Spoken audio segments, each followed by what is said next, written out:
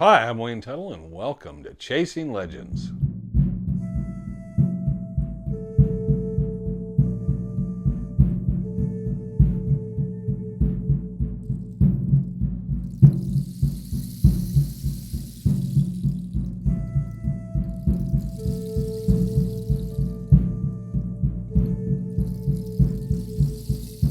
Welcome back to Chasing Legends. Please hit subscribe, go down on the notifications bell, ring it once so you get notifications all of our upcoming videos.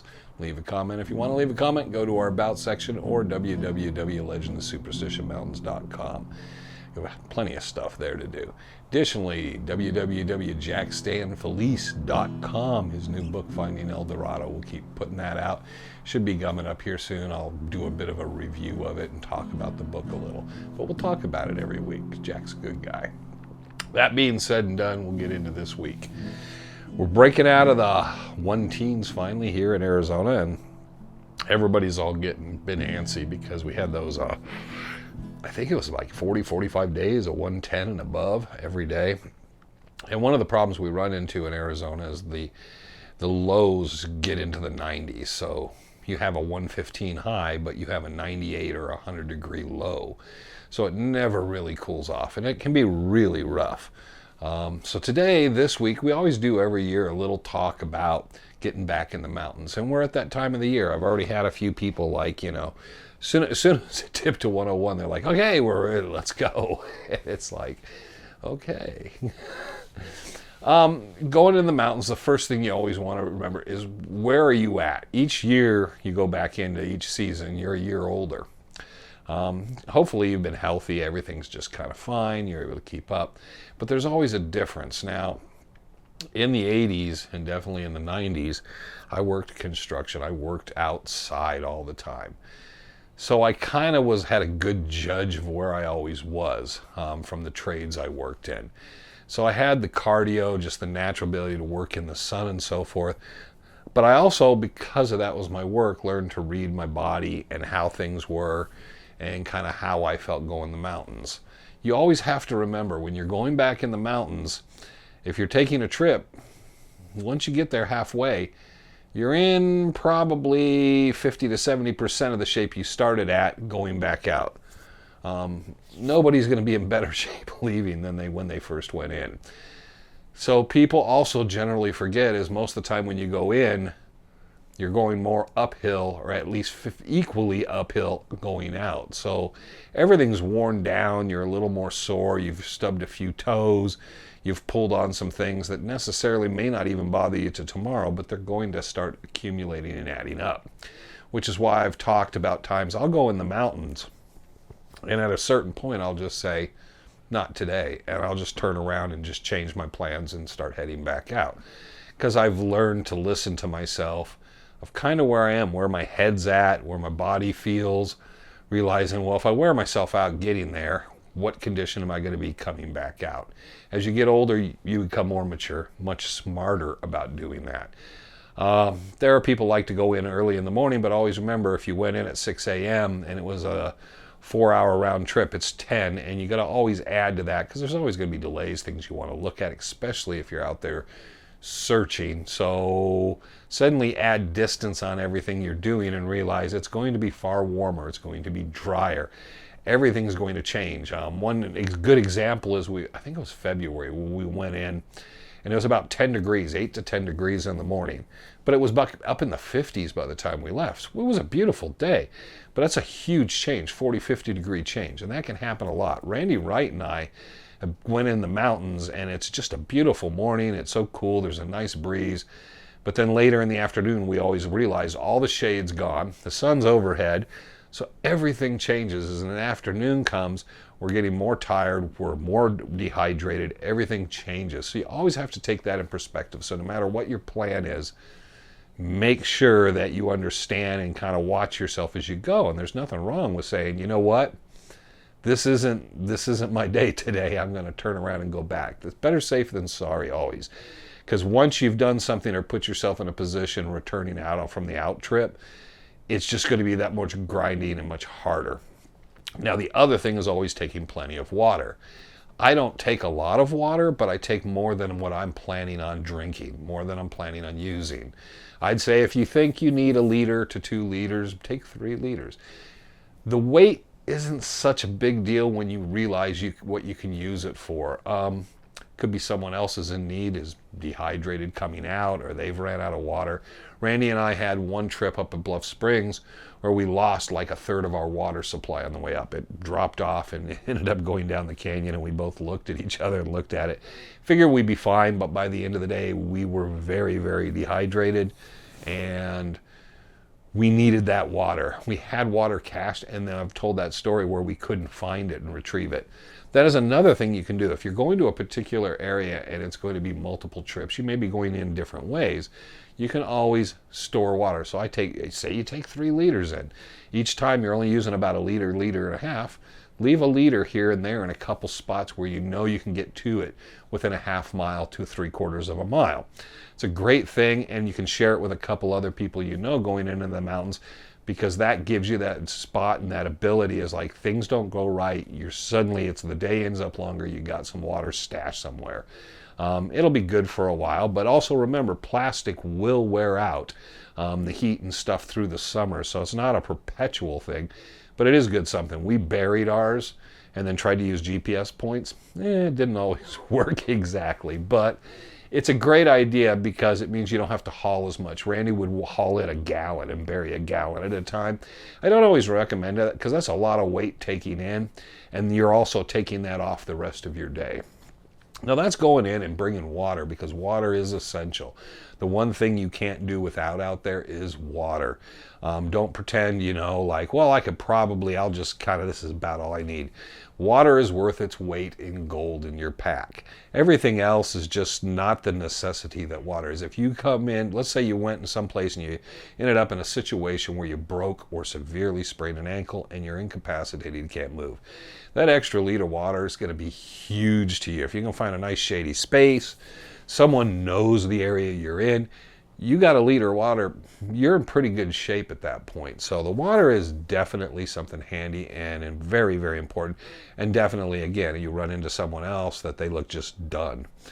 Now, it's always, people always want to say, what's in your pack? My pack changes every trip because I'm always learning, processing. It depends on the particular trip, what I want to bring in, what I'm thinking I'll need, or I'm going to try something new and different. So I think everyone's pack, I never kind of show what's in my pack because it changes constantly. Like I said, it's always evolving. I have something to make fire. I have certain attributes. But some things I bring, and it's important to me, is I always go in the mountains and I bring a pair of clean, dry socks. Now you might think that sounds kind of odd, but 2 places heat will release from your body: your feet and your head. And one of the most refreshing things after you've been out in the mountains, you put 6, 7, 8 miles in, you're coming out, you're exhausted, but you run into a water hole. And there's nothing better for me than if there's a little shady water, of taking my shoes and socks off, soaking my feet. It definitely cools my body down. It takes the swelling out of my feet, because your feet, your hands, extremities will swell. And then I just relax. And then that clean pair of socks just feels so good.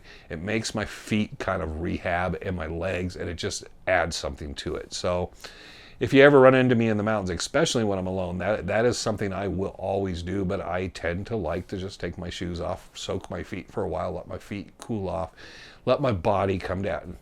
Always remember, your body, when you feel your body's kind of overheating and things are getting out of hand, you've probably been too far, it's gone too long, and then you got to worry about your thought process. So I'm always watching and monitoring those. Now, last thing I want to talk about today is something you'll see in the show, because people would always say, we watch the TV show and it shows you guys going in but never going out. What's up with that? Well, a lot of times we go in, I'm out in front and we're doing our thing, and occasionally they show a little bit of us leaving an area or going through an area, and I'm out in front. When we left most of the time to pack everything and leave out of the mountains, tendency I'll have is to drop back. I always want to pick up the rear because I want to, one, help anybody and see what's going on, but I get to see what's going on in front of me. Now, watching other people's body language is very important. You can watch how their feet are, how their joints, how they're walking, how they're stepping, how they're swinging. They're not moving as smooth. They're not floating anymore. They're just kind of dragging. Once they're pushing, dragging, pulling their body through the mountains, they're using more and more energy. And you can watch. You can also catch these people that are kind of breaking down and kind of slowing it back down and pace everybody better. I have a tendency to be like, hey, let's take a break. Oh, no, I'm not tired. I'm good, because everybody wants to push it. And I'll be like, nah, but let's just sit down. And that's where I'll use a cigarette break. I'll do this, I'll do that. I hate them, those little granola bars and fruit bars and stuff. I rarely want to eat them, breakfast bars, but I always keep a bunch in my pack, and that's a good time to tell someone, drink some water, eat one of these, man, and just sit there and eat it. You make that person take time. So even if it comes on you, of you saying, well, I need a break, I need to catch my breath, catch your breath watching the other person and see what's going on. Now, when we filmed, there was a couple times the guys pretty much were dead on their feet. They didn't realize it as much as I could recognize it. So that's my old thing, is when we did the bat cave, everybody's out in front of me, because I want to make sure everybody gets out fine, and kind of watching what's happening with the crew and everybody else in the talent, Eric, Frank, and Woody when they're with us. I want to see how everybody's doing, and as we pull out. I know how I'm doing. I know I'm going to make it. I know how I can pace myself, and I'll change my pace in everything I do. I don't care. I'm not in a hurry. The odd thing is, when we left the bat cave, everybody was in such a freaking hurry to get back to the boats and go back in town. I was hurting, my knee was jacked up, everything was going on me, and I had taken a fall, cracked my head, and I recognized I just slowed down. And me and Jesse Hayes came up from the rear from everybody, and everybody was kind of like, what's taking you guys so long? Well, I was pretty much banged up, but at the same time I was watching the trail, watching everything for anything anyone dropped, anything happened, because I want to make sure everybody gets out. I feel a little responsibility. We're going into places and stuff, is someone needs to have the presence of mind of getting out of there. It was funny, because the EMTs and people that would be out with at certain locations, they'd be long gone. So they weren't really doing their job, because that should have been their job. Taking up the rear, making sure everything's getting out, everybody's safe, everybody's good. We had another trip where an individual pushed it too far. He was older. I'm not going to call him elderly, but he probably had some health problems, and after the first half, he breaks down. Well, now he's barely moving. So we dropped to the back, and we had a couple people struggling. Well, the other people in front of us took off, and they just got back and they left. They actually got to their cars and trucks, and they just left the area. But I sat back. In fact, at one point, I sent Trevor back to the truck. He ran about a mile or so to get an extra walking stick to run it back to us. Because the idea was, we realized we're going to take a long time for this. So you just go get this. We found the gentleman one staff to use, and then he was able to get two. We took his pack off of him because he was feeling so off balance. He was actually tipping over and falling backwards at times when he tried to stop. So we took his pack, gave him that, and then we just kind of walked beside him, kind of watching his equilibrium, his balance. You watch his feet. And like I said, when you're at the back, do this sometime. When you're with a group of people, you've been out hiking or doing something, get to the back and observe people's body language. And you will see who's tired, who's not. You'll have the person acting like they're not tired. They think everything's good. And watch their feet. You'll see the drag. You'll see the foot. You just see things not quite right. And you realize that person's more tired than they are, but the bravado or ego, whatever's taking place, is not allowing them to stop. And you can use that, It's so easy to trick people into saying, hey, guys, we got to stop, man. Oh, man, my ankle. I got something in my shoe. Let's all take a breather here for a second. And that person sometimes will mouth a bit, but you can kind of watch them and you can listen to them and stuff and get your judgment on it. Play around with your shoe. Say, oh, yeah, okay, here it is. And let me stretch it out for a minute. You're always trying to take care of everybody around you for the best interest of the group. There's no pride or ego out there. It's about getting everybody back in safely. So always make sure, as we get into this winter and you're going out, remember, just because it's cool out, just because we have a good cloud cover day, doesn't mean you're not going to dehydrate. It doesn't mean you're not going to end up with heat exhaustion. I've watched people get heat exhaustion and heat stroke on cool, nice, breezy days with cloud cover. It happens. So be able to understand and monitor your body. I don't care if you've been out walking 3-4 miles a day and doing this and that. Have you been doing it in this terrain? Have you been walking stairs or up hillsides off trail all day? It's all different mechanics for your body. And you're also generally, as a rule, putting yourself in a completely different sort of setup.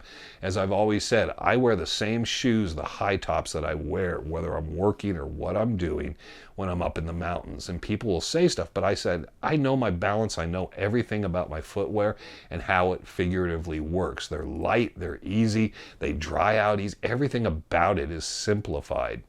And I think people don't understand as they wear these boots that they don't wear all the time, or they walk, they'll do things like, well, I've been out every weekend walking, putting in some miles. It's a whole different thing than when you're in the mountains. You're going to catch rocks. I always watch my feet as well. I'm looking at my feet, looking at the trail. I'm always kind of things, watching my steps, trying to go as quiet and easy as possible. Try to remember always as you're going through the mountains, don't just think of just like doggedly walking. Just try to think of gliding, just nice and easy, letting your body kind of move and kind of like carry itself through there. Again, what you carry in is important too, because every pound you carry is a pound you're carrying. Water's a little different because it's essential and it will get lighter. There's sometimes your pack's so light and you're like, man, I wish I had a little more water. But always take all these things in consideration and take care of the people that you're out there with. Now, I have some ideas for this year for the Rendezvous, and one of them is the challenge of seeing where we're all at and take a nice large group up Cardiac Hill. So everybody gets a taste of it. Now we can do some extension, and don't think everybody's ready for the cave trail or anything extended, but it would be the challenge of the 3 different climbs into Cardiac to see, for people to kind of get a good feeling of what that's like. I love people that brag about it, but I sit back and take my time because I also know the burn. I've been up and down Cardiac hundreds of times, and I know to this day it doesn't matter what happens. I did Cardiac a few times, just burn it up, and I know I did it one time and about killed Randy. He was trying to keep up, and he was like, what's up with you? The way I trained for that was in the summer in the garage. I let it get as hot as possible, and I inclined basically my stair thing, my walking, and then I just basically tried to jog elevated in the heat as much as possible. When we got to Cardiac that one year, it was really easy for me, but I realized how much time and effort I put into it to do it that day. I did realize it paid off because I pretty much ran Randy into the ground that day because I'd put so much time preparing for it. But then I realized, what good did it do? Because I still had to wait for Randy. So it kind of was like, okay, it wasn't like I could carry him around. Generally at Cardiac, it takes a few breaks and this and that. And just as soon as you think it's over, you find out there's more. And I just think it would be a great thing just for everybody to get a taste. And it's a safe, nice trip. And we get everybody up and kind of put everybody in that thing of like, this is what people used to do in high heels dresses and dress shirts and slacks and stuff and dress shoes back in the days of the Dons. And that morning, everybody will be out there prepared. And it will be for us to reflect upon that. So that is what I'm thinking of. We might go down into Barks Canyon or shoot out down the cave trail a bit for everybody to get a taste of that and get the scenic and all. So that's what I'm kind of thinking this year, because I think it's a different approach and gives everybody a different perspective. You get to look out over Willow, that canyon. You can look down into Barks Canyon, look over at Bluff Springs Mountain. You get a good view of the Needle from the part of the perspective if you're down in Barks Canyon. So it's a really nice trip, and there's a lot of cool things to see on it, but that's kind of an idea this year. So maybe everybody prepares, puts a little time in, but definitely it's the elevation that gets you there. And it's hard to prepare for that elevation change stuff because most of us just don't have a bunch of stairs that we can go up and down in the house in the heat. Because remember, you're walking indoors. It's not the same as being outside. So there you go. I hope it helps. I hope everybody follows the rules when you're planning a trip. And additionally, something I've done recently is let people know where you're going. I've always opened it up. Message us. Send us a message. Make sure we give you a thumbs up that we got it. I've done this with a number of people. They say, this is where we're going. This is the car we're driving with the license plate. We'll be in at this time. We'll be out at this time. And then they message me back, say, hey, we're good to go. Thank you. We're out. It's a great thing because I know where you're at, kind of generally where you might be. There's someone that can get a hold of the authorities if you're running really late or there's a problem with it. And I've done this more and more for people. It'd be great for different groups to do it, but at least in this way, people feel there's some privacy telling me privately on the side. But I have the connections and the ability to reach Superstition Search and Rescue and the county sheriff's offices. And a number of people might be out there in the area that could go out and give some assistance, check, see if the vehicle's there, and kind of assist you. So take care of one another. Hope everybody enjoys it. Rendezvous coming up November 3rd, 4th, and 5th. Hope you take all these things to heart and kind of do that. I can't wait to see everybody. So until the next time, remember, I'm Wayne Tuttle. You're not. And this was Chasing Legends.